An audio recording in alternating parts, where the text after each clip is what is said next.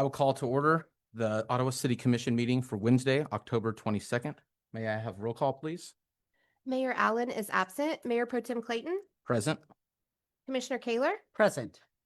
Commissioner Crowley is absent, and Commissioner Skidmore? Present. Thank you. We have a quorum, even though we're a little light today. I want to welcome everyone in the audience as well as those online watching. We'll do the Pledge of Allegiance, followed by the invocation by Father Kenneth Clem from Sacred Heart Church. I pledge allegiance to the flag of the United States of America and to the republic for which it stands, one nation, under God, indivisible, with liberty and justice for all.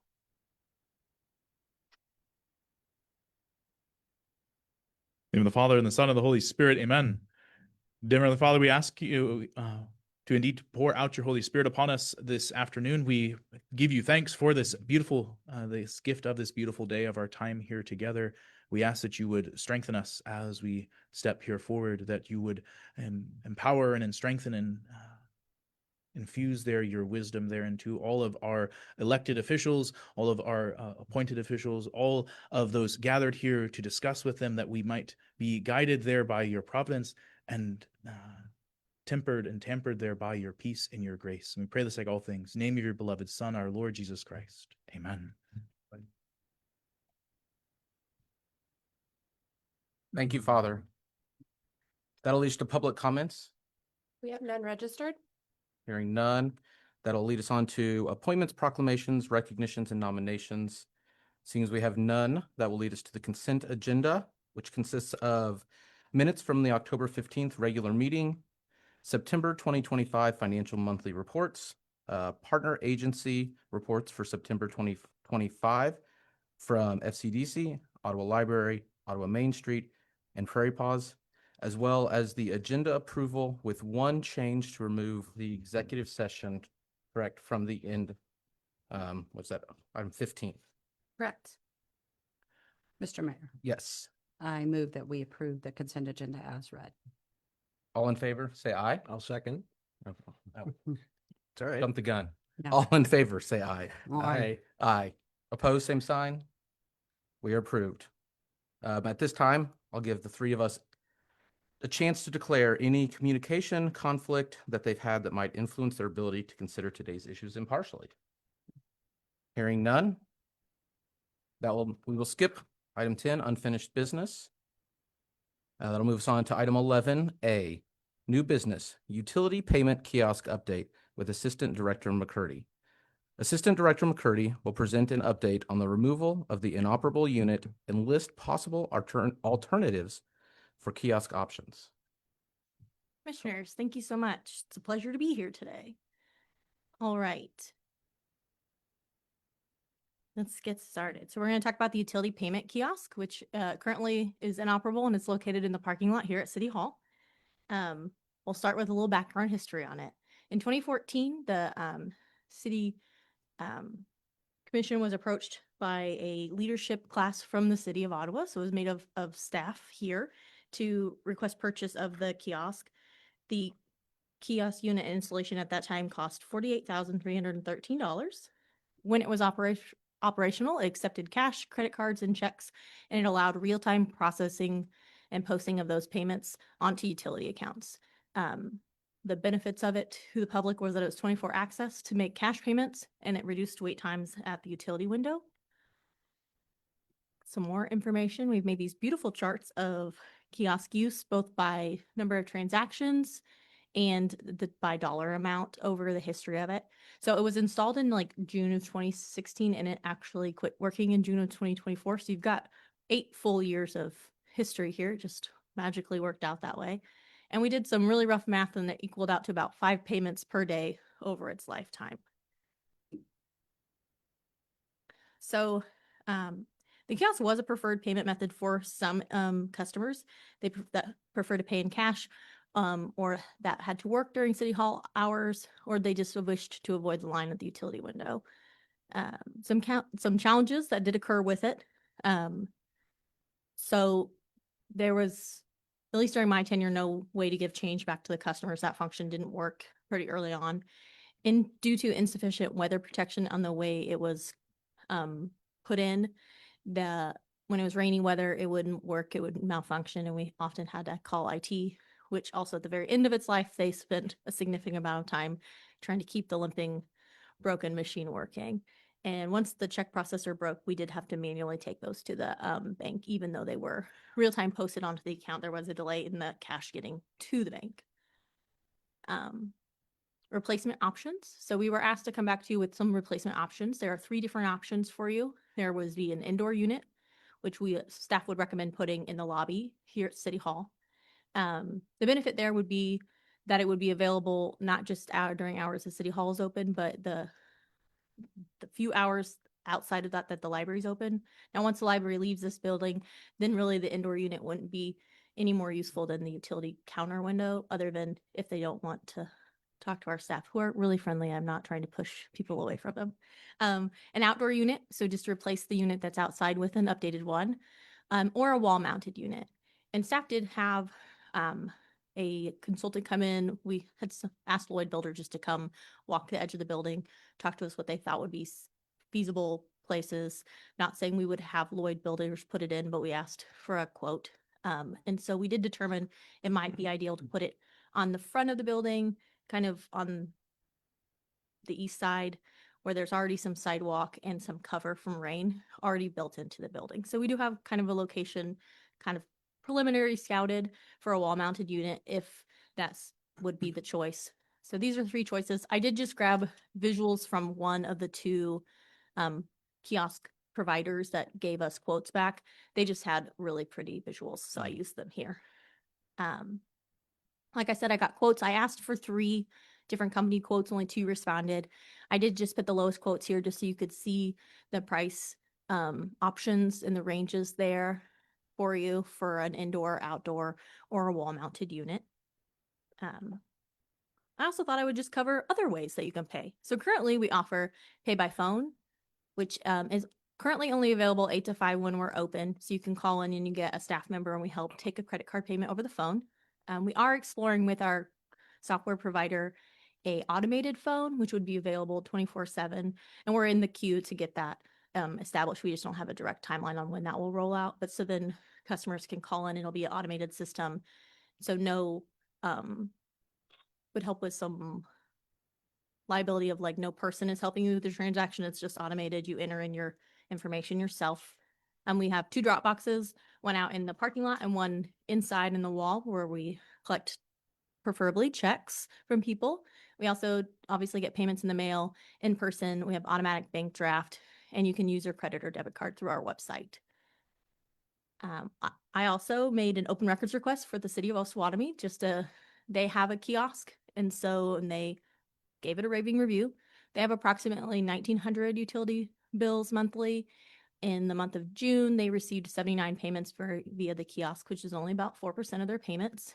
And they do offer one additional payment method that we don't, which is pay by text.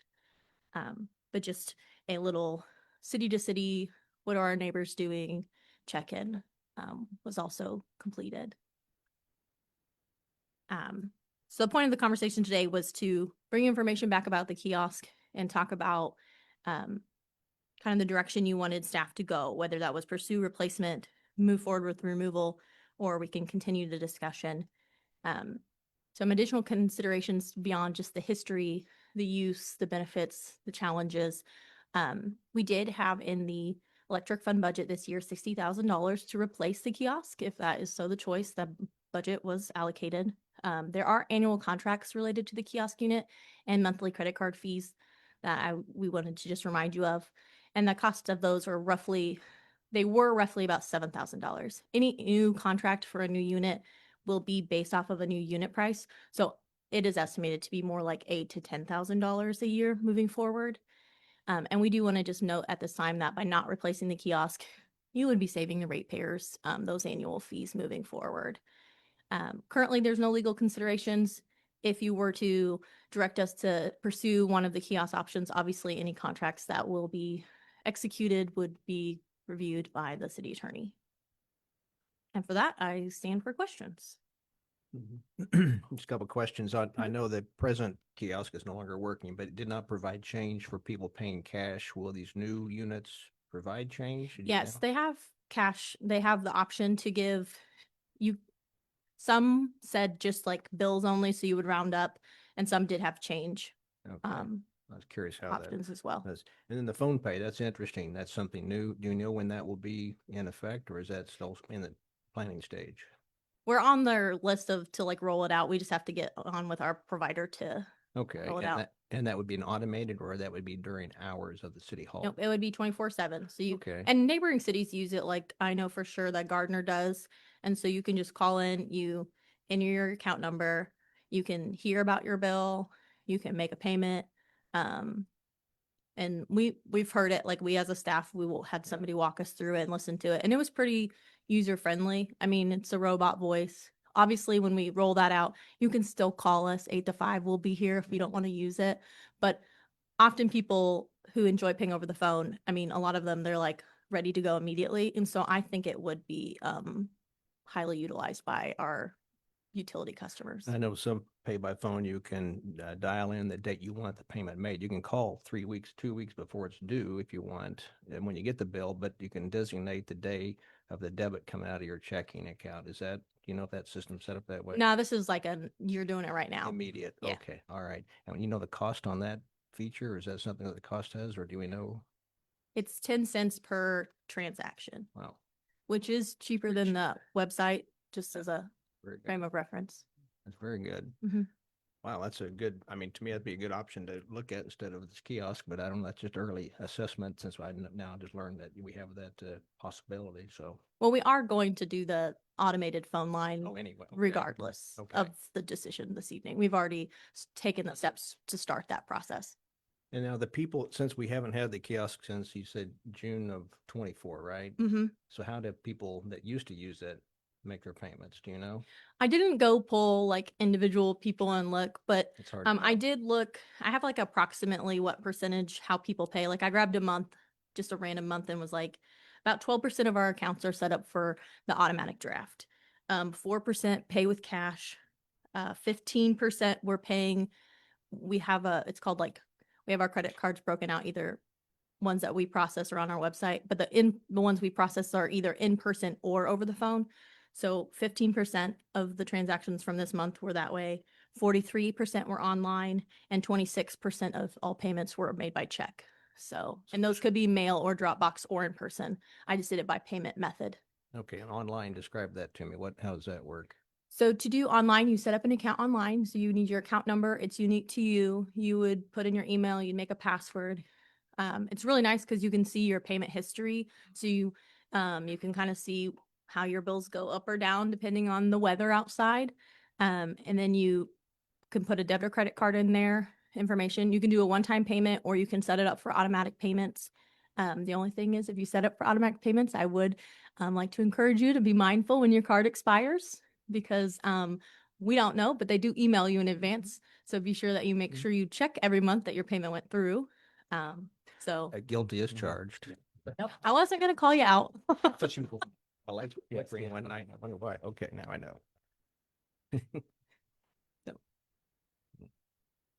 Well, thank you for all the information as well. I think this is great. I know I have a hard time personally imagining this completely going away. I think it's a great opportunity to have for, as we mentioned, we do have American Eagle, Walmart, and other places here in town where people work odd hours, and it gives them a like modality for folks outside, maybe people who don't have phone. As much as I would be like, give me a text, I'll pay stuff.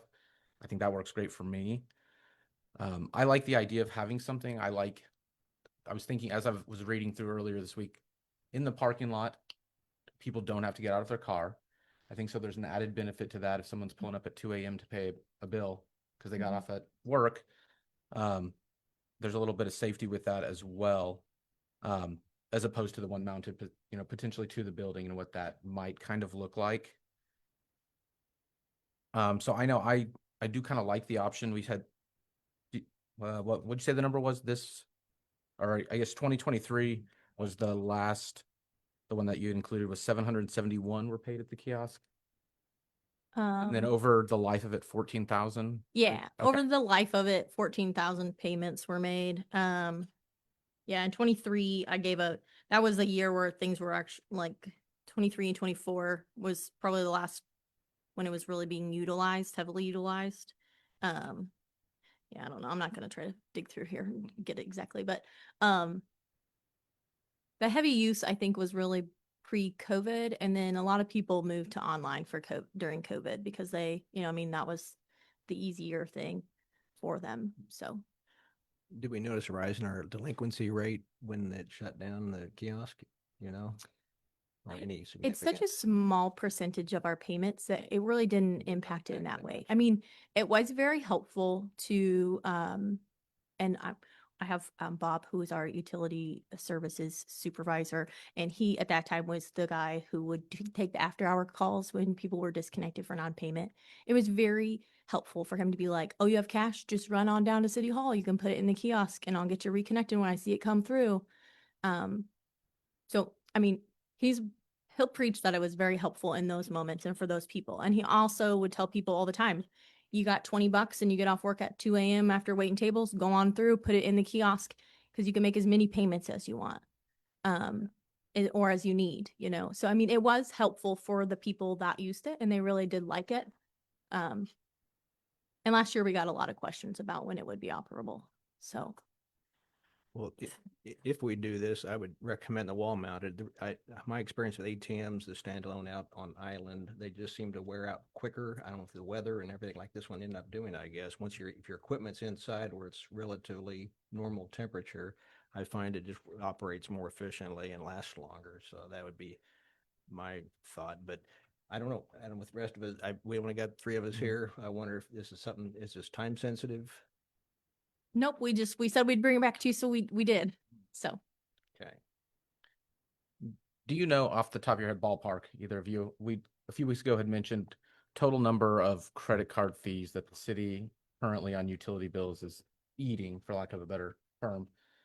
And I know we've discussed bringing that back in front of us at some point to kind of look at maybe do we push those fees back on if people choose to use card, which thinking through, if people look at that and you have a $500 bill and you're being charged 3.5%, 4%, 3%, may there be more people who would lean towards the kiosk or another option to avoid those fees if we do move in the next few years to pushing that to them? I mean, I believe that's probably possible. Even running a card through the kiosk, there's going to be credit card processing fees. So anytime, whether it's online or in person or through the kiosk, you're going to have a fee associated with it. We currently are paying that fee, or if we were to decide to pass that on. So I don't know that we're eliminating anything other than if they chose to pay cash or check. I mean, they may decide to revert back to that. Those are the only 2 options they would have then. Do you know roughly what that was a year? I knew we'd had it a few weeks ago and I didn't write it down before I got here, but I don't have it that was a number pretty with me. significant number, right? yes, In fees. yes, it's very high.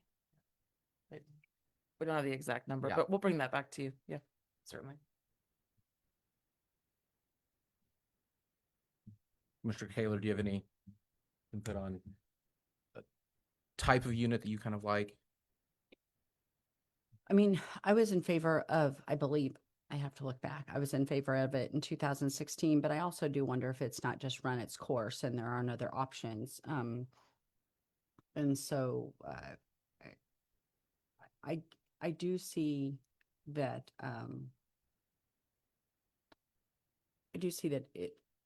it's an opportunity to have, but I also strongly believe that if somebody is yeah, I have hesitancy about us spending money on buying a new kiosk when there are other options available. I would ask maybe for direction that if it's okay for us to remove the inoperable one at least. I talked with Parks and the sunshade like pieces I think are just like J screwed into the ground. And so I asked Superintendent Morrow, I was like, will you come check these out? If they're usable, that you could just buy a new shade and maybe install them next spring over a bench somewhere. I'd love to see us reuse them, but the shell of the thing could just be scrapped and the computer inside is just sitting in there. And so I think it causes I know people try to shove their bills in it a lot thinking it's a drop box. And so then we've had people incur late fees because we don't check it every day because it doesn't work. And it's also quite hard to get in and out of. So that would be my only request for staff.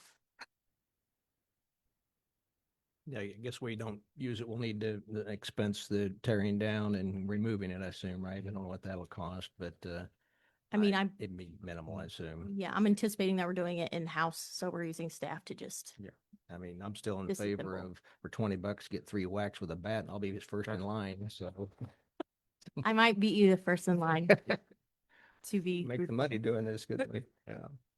I might suggest that if we're really not ready to move on it yet, that we could go ahead and remove what's there, and we could go ahead and get our additional pay by phone option out and make it useful. And then maybe we could come back bring this back to you at a future time when want to talk about it again, even another meeting yet this year if you wanted. But we could bring it back for further discussion or see how the added phone payment option works. And if that helps others who are off work, it doesn't obviously offer the cash payment and late night hour payment option like that, but it does give an after hours option that's easier for some than using the website. Then we could revisit anytime that we want to, because there's nothing holding us to these quotes or this process at all. Do we get any cash payments in the night drop box, the small silver box, or most? We really prefer that doesn't happen. Okay, is there a lot of signers that no cash or? There is a sign. Okay, I didn't know how so I guess there's a segment of the population that do pay by cash. We'd have to accommodate somehow. I don't know how, but is that what you're saying that? I mean, I think that was that was a large motivation for the kiosk, Yeah. and also just providing 24-hour access for cash payments. And just, I mean, some people didn't want to run inside. Yeah. And at, 4 a.m. you can swing by and use your debit card as well if you want. Yeah. So Of course, they can buy a money order for not very much at Walmart for payment too. So, yeah. But you could do that by You- phone. too. Yeah. Yeah. Do you know on like the pay by phone or like the text, is there any options that allow you to pay through apps, Apple Pay, Google Pay, Venmo, Cash App? So with our current credit card processor, the options are pretty limited, but we are going to be exploring alternative credit card processing options soon. And I know that's something that's often requested at the counter, tap to pay, Apple Mhm. Pay. Those are, I know, a preference for certain individuals, and ones that we definitely are going to include in our request to see if that could be possible. Do you at the window see any issue? I know some OU students struggle because they can't get US bank accounts, so they can't get a debit card, they can't get a checking account to write checks. Do you see issues, kind of anecdotally, I guess, with that, where folks are coming in and they really maybe don't have a great way to pay that bill, other than maybe do they get cash and kind of come to the window, or do you see that even?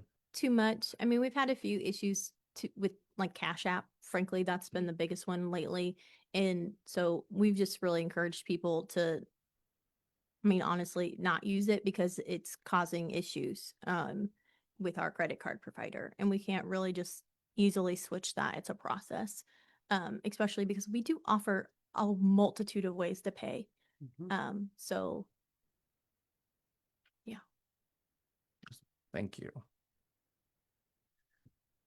Well, I'd be fine with waiting. At this point, I'm not too much in favor of doing this, but we got down to commissioners. I hear their opinions as well, I suppose. So I don't mind waiting. With the rest of you all want to push this off to November. Honestly, I guess meeting next. I don't have a problem with, I don't know that we need to give, a blessing to remove the unit. I can't imagine that any of the other commissioners, and certainly Oh, yeah. everyone can have their own, but I mean, I do hear what, Assistant Director McCurdy is asking, and she's asking, if we're not going to move forward, then can we just take the unit that is there out? And I would agree to that. I think that Okay. makes sense. All right. I'd be fine with that. Yeah. I would. But I mean, do you need a motion to do that? I don't No, think it's so. like, Just do it. Go do it. Just a baseball bat. Yeah.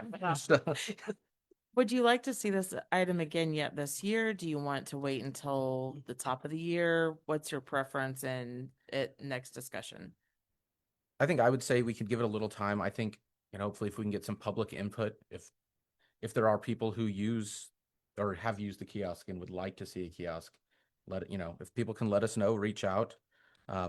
if we don't hear a lot from people and you guys don't hear a lot, give it some time to kind of really try to, I think, litmus test it, see if there is a need for it, especially once we're going to roll out, I think, the phone options, see, if that even shrinks that 1.7% down to 1.1, 1.2, or so, what that may do. So, I mean, I would say after, If we Yeah. haven't noticed since in over a year that it's been a massive change in the amount of payments we've received or we're noticing hardship. I mean, it hasn't been functional for over a year. Like, it makes me wonder if things haven't been functional for over a year and we're not hearing the public outcry saying like, where is the kiosk? I have a heartache with saying we should spend money just to have a kiosk. If for over a year, for a year and a half, people are saying, where's it at? Why I need it. Yeah. It's my only way to pay. Just a thought. yeah, I think wait a few months until other systems are in place, and then maybe at that time bring it back up. We can kind of touch base on it again and see once that's removed. So All right. Thank you. thank you. That'll move us on to item 11B, selection of strategic government resources, SGR, as city manager search consultant. City Attorney Finch and Director Stegman Jacobson will present. The governing body will consider strategic government resources, SGR, to assist with the recruitment process for the next city manager. Good afternoon, Commissioners.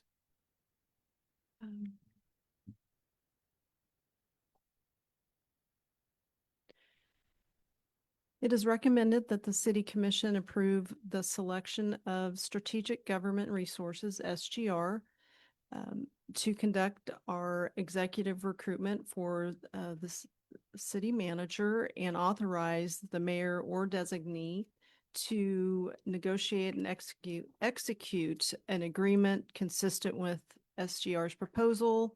And the reasoning is the selection is based on their history, experience, and competitive bid.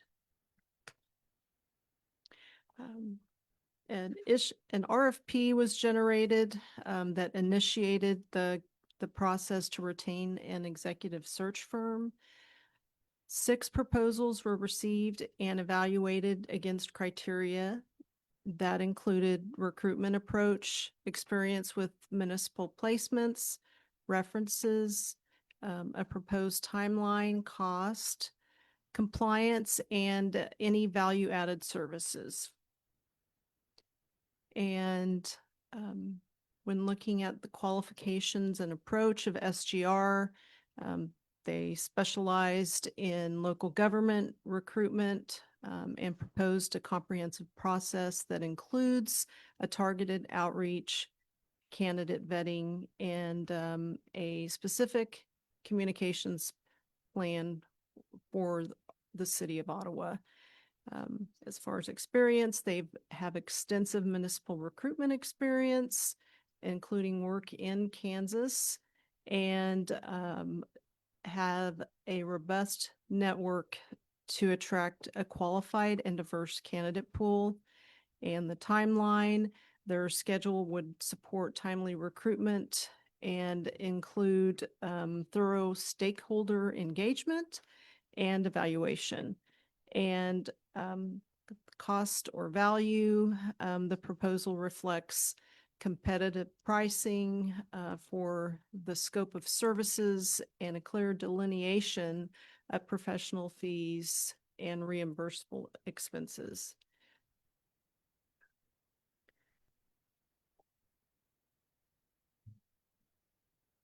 As far as financial considerations, the expense would be paid out of the city manager, city commission budget in the general fund. The fee proposal includes a not to exceed price of $29,419. The final costs will reflect the negotiated agreement with SGR and any approved optional services. And, we can streamline the agreement there may be things that the governing body may or may not want to do. Many options are available. And previously, some of the additional costs included travel, advertising, and disc assessments. As far as legal considerations, Blaine Finch, city attorney, has reviewed the proposal, and it's in compliance with applicable procurement requirements in state law. The recommended action is to that the city commission approve SGR as the city manager consultant and authorize the mayor or designee to finalize and execute the agreement. And the options are today to make the final action or refer this item to a future meeting for continued discussion and deliberation. And I'll stand for any questions. And then, of course, city attorney Finch is in here as well for that. Thank you. I saw in here that there was kind of an estimate on kind of a timeline at looking like 12 weeks. Do you know from the time we take action when that first week would essentially start, what that kind of looks like between now and when that week one would be? That would be something we would negotiate with SGR. So we have not had a conversation as far as kicking off the process with a signed agreement. Blaine, is that? Yeah, commissioners, if you approve the contract today, we would make notification back to SGR either this afternoon or first thing tomorrow morning that you had taken that action, get the draft contract. We would review it with the hopes of having it signed by the end of the week. And then we would move forward, getting them. The way this traditionally works is they want materials related to the search, job descriptions, personnel policy, payment plan, all of those kinds of documents, anything that needs to be added or updated in terms of the community profile, if we have new data that we want to share. And then they proceed to create the listing, which, as you recall from prior times, you would see, and then they would post that. So obviously, sooner begun, sooner done. And so getting under agreement and getting that process started, we believe that we would have meaningful movement from them as soon as next Monday if the contract were approved today. Thank I like the idea that we used them last time, so they're somewhat familiar with our community already. And not that some things have changed, obviously, since 3 years ago, but for the most part, nothing much has changed. And I think that would be an advantage to give these guys a head start over the other entities we're looking at. But that's my view. Yeah, I'm in favor of SGR. I was looking at their breakdown of costs from the last time we had, from the last time we hired them, and it appears as though, well, last time we paid just about $25,000 for recruitment cost and service. So, I mean, I know it's a little bit higher, but things don't cost the same thing they used to. And we may have ended up spending more than that. That was the base. It's not to exceed price was 24. Something we may want to look at and just talk to them about. I mean, but yeah. Commissioners, if you do approve the ability for us to negotiate and execute a contract today, it is our intent to go back to them on their not to exceed figure to ask for a reduction because they have prior experience with the city and some of those materials will not require as much updating. So it would be our intention to try to value engineer some savings into that contract based on the prior experience.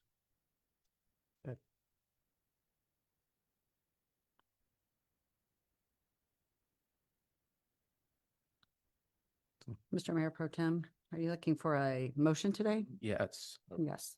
Mr. Mayor Pro Tem, I move that we execute the contract with SGR to provide, hold on, I got to get to the thing, to provide city manager search consultant services. We have a motion. Do we have a second? I'll second that. We have a second. May I have roll call vote, please? How do you vote, Commissioner Kaler? Yes. Mayor Pro Tem Clayton? Yes. And Commissioner Skidmore? Yes. Motion passes. That'll move us on. Thank you. Thank you. That'll move us on to item 11C, which is a review of third quarter 2025 department reports from our city manager, Silcott. Department directors have submitted reports for their third quarter 2025 review.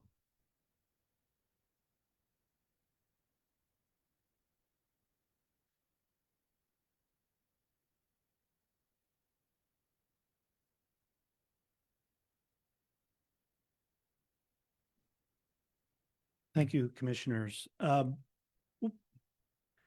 This is just a receive and file, so no action taken other than to ask any questions that you may have of myself or city staff. The reason that we present these reports to you regularly at the end of each quarter is to ensure transparency of operations, accountability of tasks, and strategic oversight of your municipal operations. And we tried to provide performance updates, summarizing our key activities, citing some operational metrics where appropriate, as well as service delivery outcomes to keep you informed. We also want to, and we do this regularly as well, monthly, to ensure fiscal and operational accountability to demonstrate that we're responsible with public funds and to show that we're adhering to our fiscal management and professional practices. And it's important to note that we also try and support our decisions with data-driven metrics, and where appropriate, we cite these decisions. It could be everything from new programs and initiatives to grant funding. We also want to identify the challenges and opportunities that highlight our challenges that we're facing, as well as any potential emerging issues and potential solutions that may be coming before you in the coming months. And then also tracking any progress towards strategic goals and organizational alignment. And all of this is done to enhance public trust and citizen engagement, to foster transparency by the accurate and timely communication of municipal performance and our service levels that lead to an informed city commission and citizens that we as your staff are serving. The third quarter demonstrated strong operational performance, increased through a significant increase with the addition of our citizen and communications outreach professional, as well as continued steady fiscal growth across all of our city departments. We saw increased attendance, increased digital reach, and community programs growing significantly, while our core services such as our utilities, public safety, and infrastructure maintenance, and our reliability was consistent to improved. And highlights in this area also included recognition for the Levitt Music Series grant competition. And we had a robust social media engagement, as well as stable budget execution and consistent delivery of service through all of your agencies and departments. The OMA saw an increase in attendance of 6,100 folks, up from 3,700 the same time last year. And our year-to-date numbers total just over 20,000.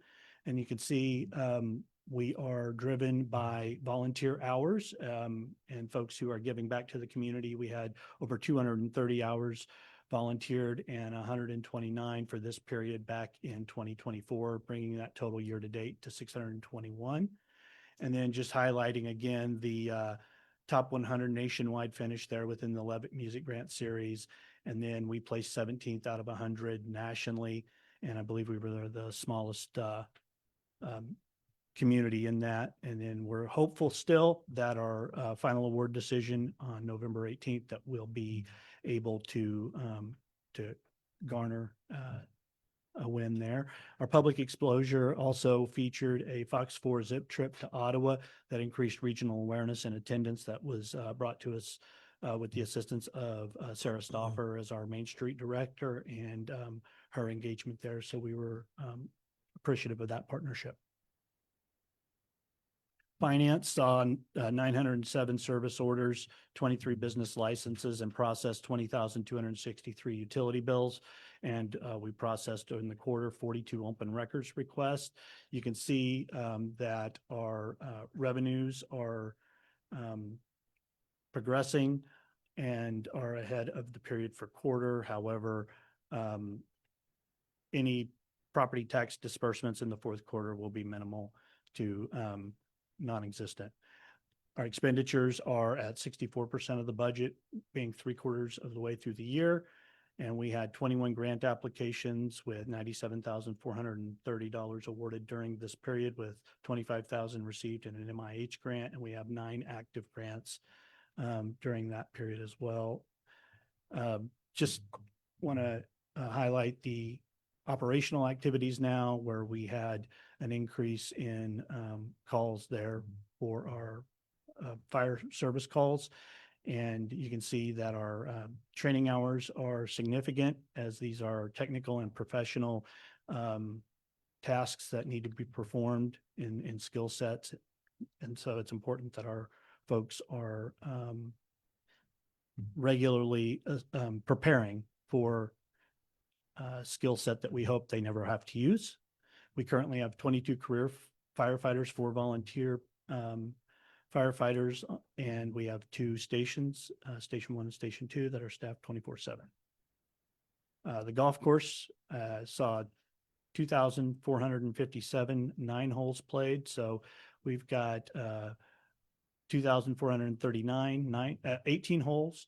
And the busiest day was August 3rd with 124 rounds. And our golf professionals hosted 4 tournaments during this period. And you can see that they are slowly adding profit to the city's efforts. And so we expect to see this continue to grow as the facility improves and we're able to target our services to regional users as well. HR, our human resources team, had processed 181 with 24 interviews, 11 offers, and 8 hires. So we filled wastewater reclamation, or water reclamation apprentice, street maintenance, facilities maintenance, et cetera. So you can see that we're slowing our turnover, but it's still very, very busy. IT has continued to meet or exceed their uptime targets and the return on their problem tickets, getting those closed. Our email volume is significantly increased across all users, and that's due to the proliferation of bots and the ability for folks to send out marketing materials. It's never ending. Neighborhood and community services saw 9 new permits for 52 year to date. 8 are remodel permits, and we have building plan reviews at 220 with a year to date review of 644. You can see code enforcement is up year to date. We're at 253, and we are in the process of abating 8 properties. And we have 8 new applications there that were recently processed, and we have sent 38 to the county. And you can see here our police department is seeing an increase in services as well. Fire department had 16%. Our police department's seen an increase of almost 10%. And you can see that that's the same for citations. But the important thing to note too is our accidents are down. And again, proficiency in training hours for skills that we hope they never need is continuing as well. But overall, crime is up slightly, but that is also due, I think, to an increase in staffing as well. So we have more officers out issuing citations, et cetera.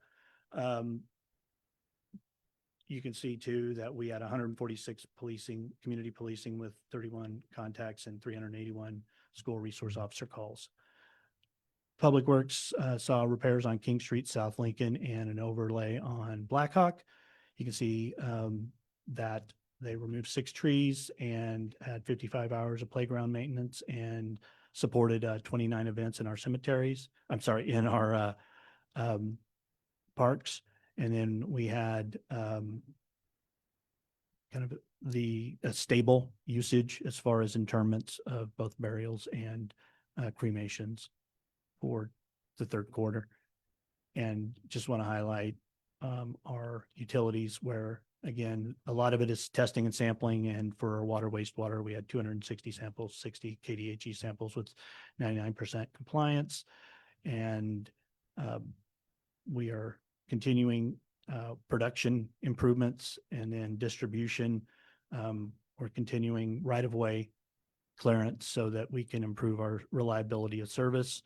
And our generation, you can see there are peak demands as well as what we've had year to date. And we're continuing to use self-generation, peaking, and GRDA, Dogwood, our WAPA, and other resource portfolio that we have to ensure that we're getting the lowest price energy that we possibly can for our neighbors.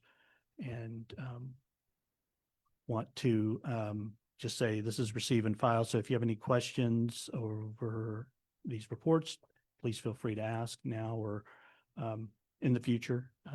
Our directors are ready to assist with any questions you might have.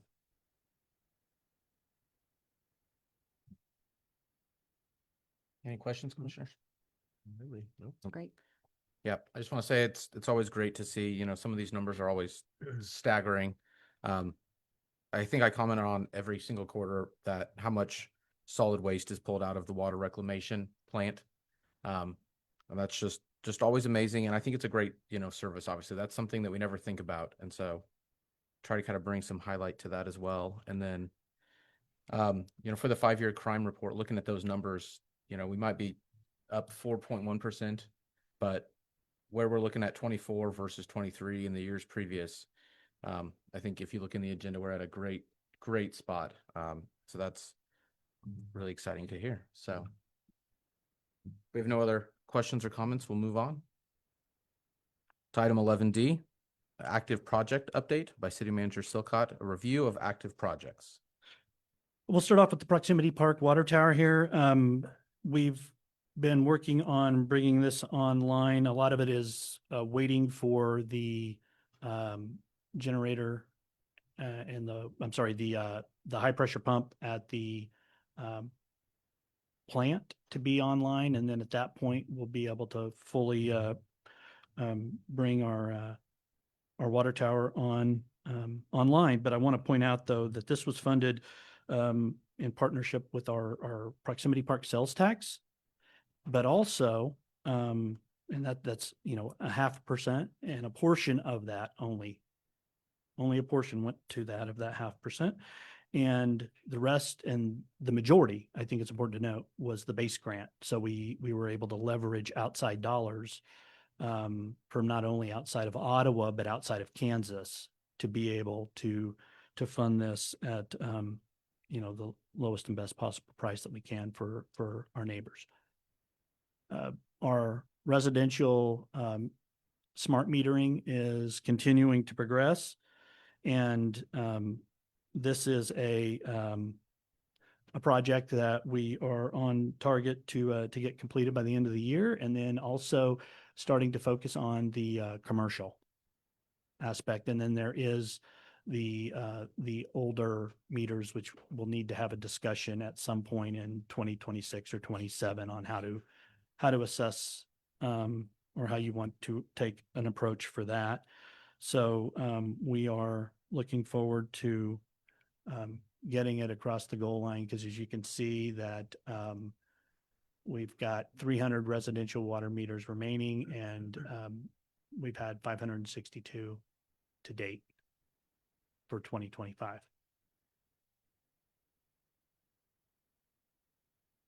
So we are again on target for the end of the year. And this is the 3-phase electric meter replacement, the commercial meters. And so that's it's going to begin to take increased efforts and focus, as we're 53% complete with that. And we have 250 meters left to install at this point. And we completed the commission room modernization. And so we're happy for that. City Hall HVAC is currently underway, and we recently awarded that bid, and you'll be seeing this report in future updates.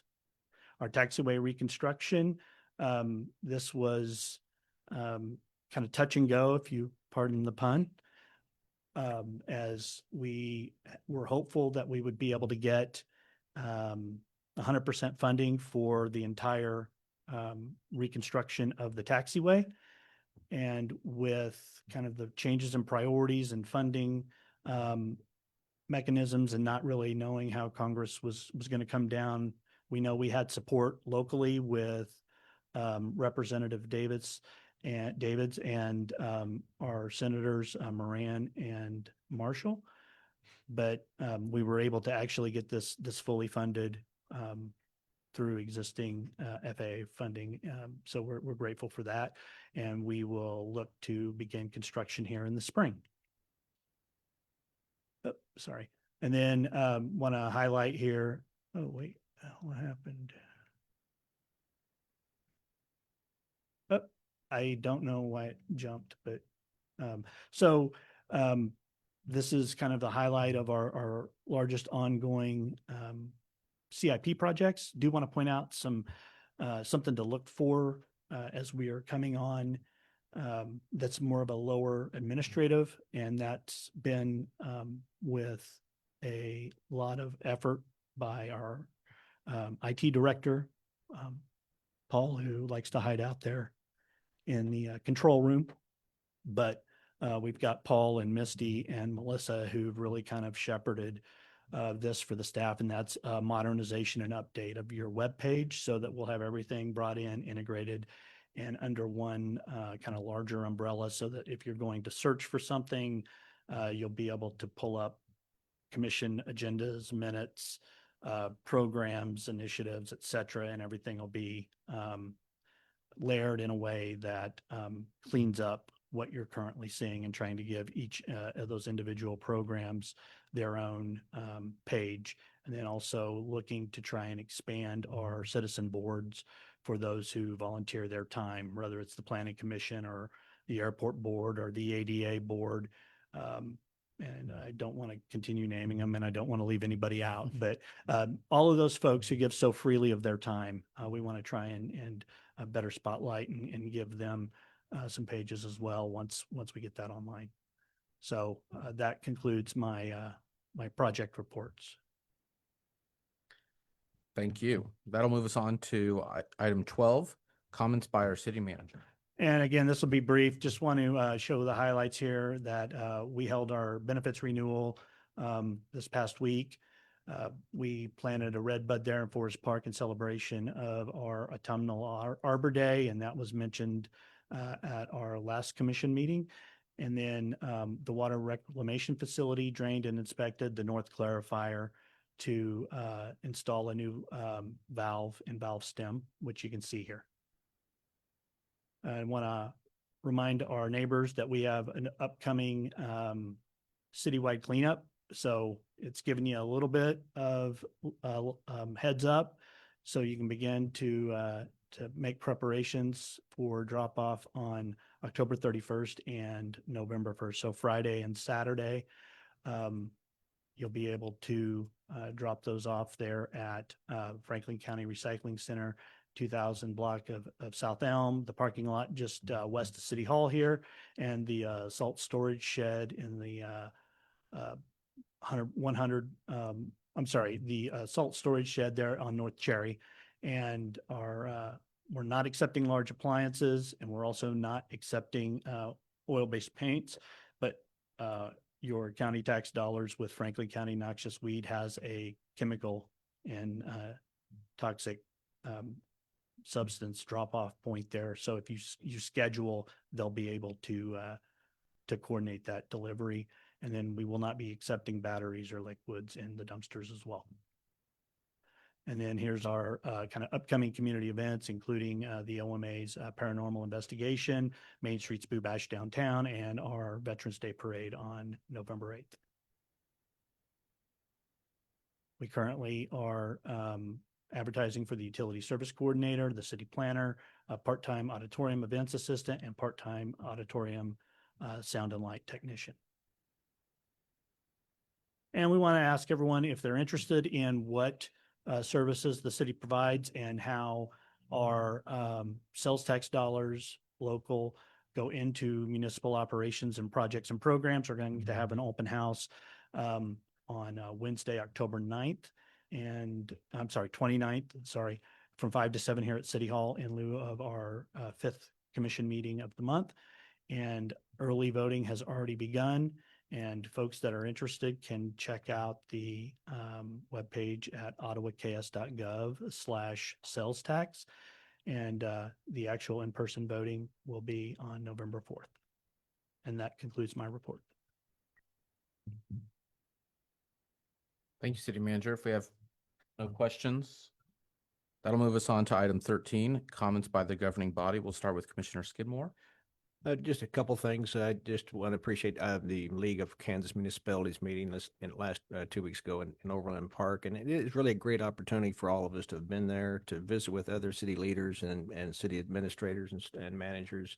And I did come away with some ideas, some other cities, how they deal with the 911 budget. So I'll be able to get hopefully some things together, and we're going to be talking about rewriting that and renegotiating that contract, I know, with the county later on, hopefully before the end of the year. But anyway, I'm waiting to get some information for that. So that's where the benefit, I think, of these meetings to collaborate and to get opinions and other people's views, objectively how they handle things, and get some ideas from them. So that's where I'm working on. Also, I took a tour with the bus. We took a tour of the parks of Overland Park, and it's amazing what they've got in the way of parks in that city and the way they've grown. I mean, I'm older than that city. It shocked me when I heard that. So they were originally started in 1965. So anyway, I enjoyed a tour of the parks, got some ideas there. They had a splash pad that was very inexpensively built and things like that. I think we can, tap into and try to work for our own community, although we have a lot lower tax base. But we do have opportunities, I think, similar to in these other cities that we can do here as well. So I just want to say I appreciate the opportunity to go to that meeting. It's always valuable every year. And thank you for the taxpayers for helping us fund that trip. Thank you. And you said the city was 65? So, 1965. okay, So that just gives us a hint. Okay. I'd be Commissioner Kaler. None at this time. And I have no comments as well. That leads us on to our announcements. Next week, the City Commission meeting in here at 4 p.m. is canceled. We have open house on October 29th from 5 to 7 p.m. relating to the sales tax issue. November 5th, we have City Commission meeting at 7 p.m. here in City Hall. November 12th, City Commission meeting here at 4 p.m. in City Hall. November 19th, we have a City Commission meeting here at 10 a.m. And if there's no other business to come before the commission, I will adjourn.